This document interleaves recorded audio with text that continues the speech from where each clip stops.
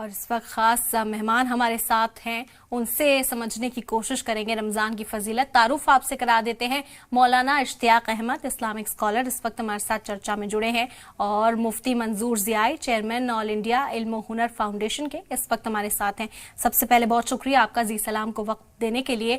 اور رمضان کا مہینے کا آغاز ہو چکا ہے، آج دوسرا دن ہے۔ سب سے پہلے مولانا اشتیاق احمد قادری صاحب آپ سے سمجھنا چاہیں گے، رمضان کو 3 عشروں میں تقسیم کیا گیا ہے، پہلا عشرہ کس لیے ہوتا ہے، یہ آپ سے اس پر آپ روشنی ڈالیے، آپ سے سمجھنا چاہیں گے۔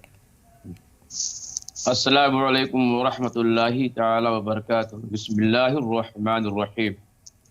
زی اسلام کے تمامی ناظرین کو ماہ مبارک کے پہلے عشرے کا یہ دوسرا روزہ بے پناہ مبارک ہو، اللہ اس کی رحمتوں سے برکتوں سے مالا مال فرمائے۔ میری بہن ارم خان، آپ نے جیسا کہ سوال فرمایا ہے، اللہ کے رسول علیہ الصلوۃ والسلام نے اس مہینے کو 3 عشروں کے اندر تقسیم فرمایا ہے۔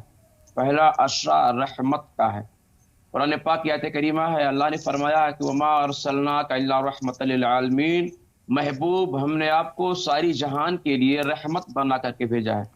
مطلب یہ ہے کہ آپ صرف لوگوں کو سہارا دیں گے، سہارا دینے والا بنیں گے، اور آپ کے ذریعہ جو بھی اعمال دنیا کے اندر جائیں گے، چونکہ مذہب اسلام یہ سوسائٹی کے ہر طبقے کی بات کرتا ہے، ہر طبقے کی بہتری کی اور بھلائی کی بات کرتا ہے۔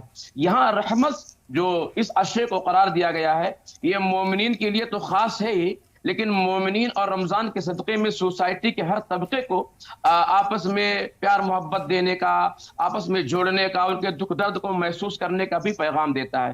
پہلا عشرہ میرے آقا علیہ الصلوۃ والسلام نے رحمت کا تقسیم فرمایا، متعین فرمایا، چونکہ دیکھیں جب آدمی کو رحمت خداوندی شامل حال ہو جاتی ہے، رحمت یہ فرسٹ اسٹیپ ہے